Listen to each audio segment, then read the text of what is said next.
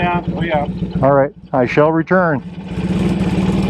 1975 Norton John Player. 1975 Norton John Player.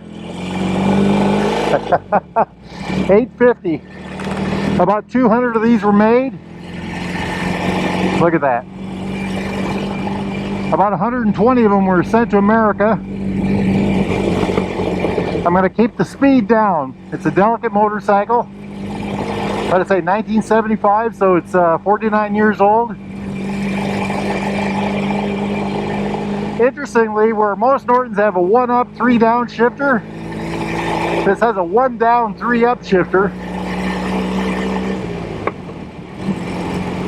Wow, amazing. Choke right here. I'm not going to pretend to know what all these buttons mean. I just don't know. Same with this. Got a tack on the left side. Speedo right there.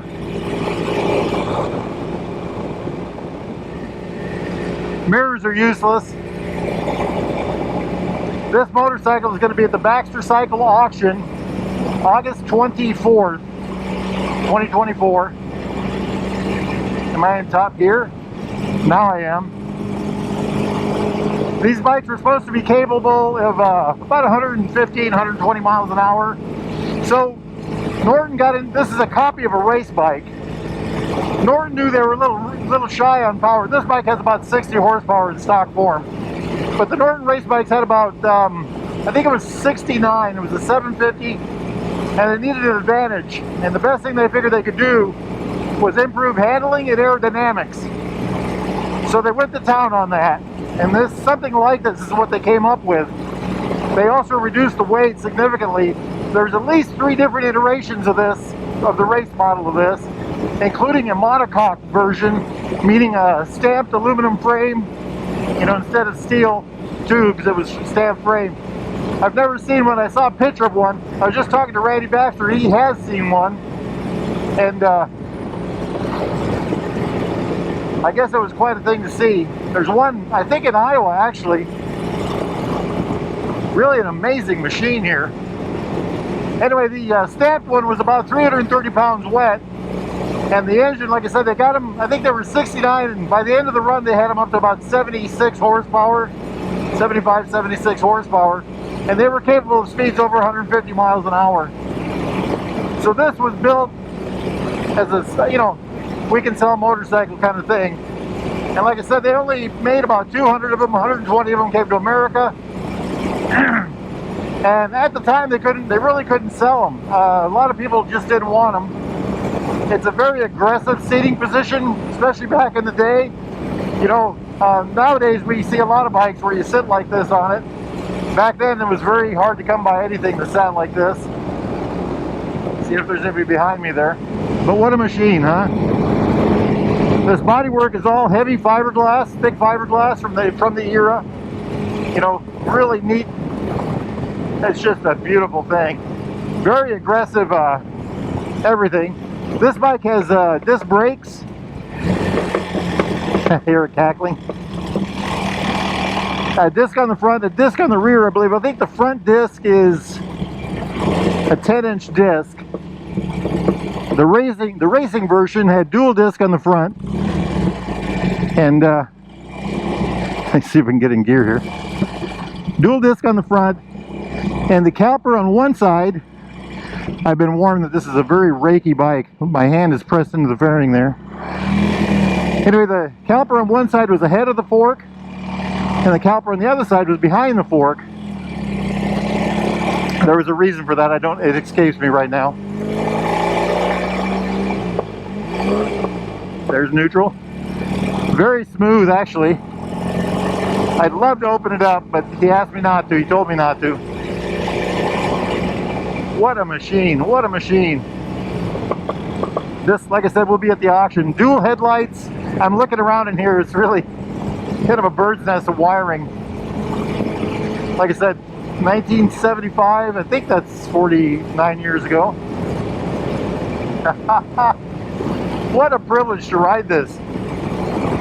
You really are prostrated over it. It isn't as bad as I thought. I sat on it in the showroom. Okay, there's fifth gear. And it really made an impression on me. I mean, it was, but now riding it, it's not bad. Not that bad. This guy looks like it has a 7,000 RPM red line. I think I mentioned it already. It's supposed to have about 60 horsepower. This is an 800 and, I can't remember. It's the 850 motor, 830 cc, something like that. This one does have the 4-speed. The race bikes had a 5-speed transmission. We'll try to find ourselves one of those someday. It's amazing what comes through Baxter's, you know. What a hot ride, what a hot ride. So the race bikes also had the 745, 750cc engine versus this one, which has the larger, you know, the 850. I guess there was a guy in Des Moines, a shop in Des Moines that had one of these that just could not sell it. They ended up turning it into a roadster. They stripped it down and just made it into a normal motorcycle so they could get it out the door finally. You know, just like a lot of what we consider famous motorcycles now, at the time, they just were not appreciated.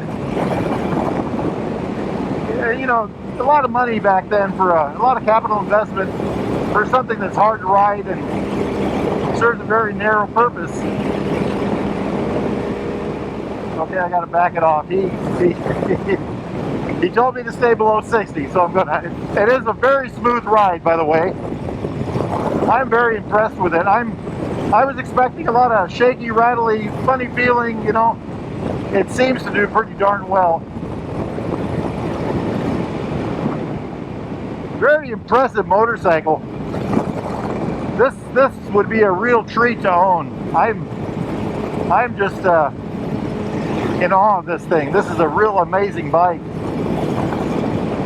Absolutely amazing. When we get back, I'll pull it over. We'll talk about specs. The race bikes had much different specs than this bike. I'm really amazed the shifter is, you know, 1 down, 3 up, because you know, that's one of the things about Norton. It's 1 up, 3 down. That's oh, it's a Norton. Well, it's 1 up, 3 down. So this is really the only Norton I've ever rode with standard shifting, I guess you'd call it.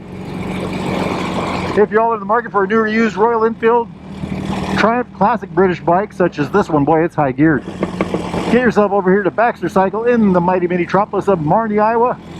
Right there it is. You just get off Interstate 80 at about exit 51, take 3 miles of pavement, and this will run you right into this. What a bike. What a bike. The foot pegs are terrible. I feel like a frog crouched on a lily pad. Anyway, or go to BaxterCycle.com. These guys can help you out. What an absolutely amazing machine. Exhaust pipe alley. Wonder how I shut it off. I guess I don't have to worry about it. Wahoo! Hey y'all, an extremely excited fuzzy biker right here. I just took that thing out. Well, you just probably saw it, but what an amazing motorcycle. Words cannot explain. It was so smooth. And you know, he asked me to keep it under 60, so I couldn't open it up, but what a beautiful machine. I'm going to read the specs here to y'all just because I got them right here in my hand. 828 cc's. It 8.5 to 1 compression. It says about 115 miles an hour. They say 120 miles an hour top speed. 60 horsepower, 4-speed, wet clutch. It's got that ISO whatever frame to keep the vibration down, and it was very smooth. Telescopic front fork, 10-inch disc on the front, 7-inch drum on the rear, 3.5-inch by 18 tire on the front, 4.1 by 18 on the back. Wheelbase is 57.1 inches. That's about 1,450 millimeters. Seat height in stock form, this is stock 31.3 inches, and that's about 800 millimeters. Dry weight, 435 pounds, or about 197 kilograms. It holds about 16 liters of fuel, or about 4.2 gallons of gas. Enough about that. Just look at this thing over. This is just wet your finger, touch it at the front, and, you know, make your way all the way back slick. Everything about this is so far out there. Just an amazing bike in every way. Kickstart only, of course. There's the 4-speed transmission. This one shifts 1 up, 3 down. I'm sorry, 1 down, 3 up. shifters on there backwards. I wonder if that's why. Just look at that tubular swing arm on the back. Speedo drive right there. It's got a drum brake on the back. I thought it maybe had a disc, but it doesn't. 10-inch disc on the front, of course. Check it out. Norton Lockheed. Dual down tube frame. Hiding back in there is that parallel twin 829cc, whatever it was. Air-cooled hot rod engine. Overhead valve. You know, spoke wheels. I'm guessing these are aluminum rims. Just look at that front end. Look at that thing. Smoking hot. Like I said, about 120 of these got shipped to the States. Here's the ignition right here. Inside there are, I think it's supposed to be concentric amount carburetors, and that's what they look like. 2 of them. Just take a peek in there. This whole thing comes off, and there's a metal gas tank, fuel tank underneath there. Just check that out.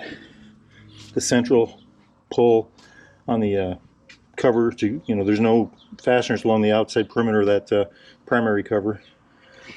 Cabled, you know, it's a drum brake on the back, but cable drived. There's a switch actually for the brake light on the back. Adjuster is right back there. Wow, this is historic art. Look at this, big old grips. Smith gauges. The guy down the road can fix those if you need your Smith gauges, or any other gauges probably worked on. I'll put his website above. Just, oh, wow. You know, to be alive at the time, right? Wow. This is amazing. Okay, Wyoming, 1977. Wyoming's got some long roads. You know, they say Wyoming's a state full of little tiny towns with long main streets, you know, long streets between them. I'm not sure what this is. Saw that sitting there. Not quite sure what that is. There's a good look at the Yamal carburetor, concentric. He said kickstart only. Norton. Wow. Just look at that. This is just pure art. Look at this. These are my Noru gloves. You know, that I thought that would be a real torture device. It wasn't. It was actually relatively comfortable. Little cubby hole back there. Little pins that fit in those holes there. Isn't that amazing? Just, oh, I'm just coveting it, aren't I? You open this up, and then there's the fuel tank, the normal fuel cover. Push that down to, we're just going to leave that alone. But isn't that something? I'll get to that here in a minute. Norton right there. Check out the thickness of the old fiberglass there. Wow. Just amazing. Absolutely. And this is a spaceship. Truly, truly, wow. Just, wow. Otherworldly. I'm pining, aren't I? Hey, Fuzzy Biker here. It's been a great day. No matter what happens the rest of the day. Great day. Great day. Life is good. If you're interested in a new or used Royal Enfield Triumph classic British bike of any type, need parts, accessories, thingamajigs, doodads, you know, shirts, gear, gloves, coats, helmets, anything at all, socks and underwear, they got it here at Baxter Cycle. Get yourself over here to the mighty metropolis of Marnie, you know, or go to baxtercycle.com. Tell those fine folks that Fuzzy Biker sent you. Oh man, a pining Fuzzy Biker. This has just been a fabulous day. Sunny out. I don't know how I'm going to beat this today. This has just been an amazing ride, but I think I'm going to hop on another motorcycle and go for another ride. Life is good, my friends. Life is grand. Get out there and live it. Wahoo. Yippee-yi-yay! Yippee-yi-yo! Down the road we go. Beautiful, beautiful machine.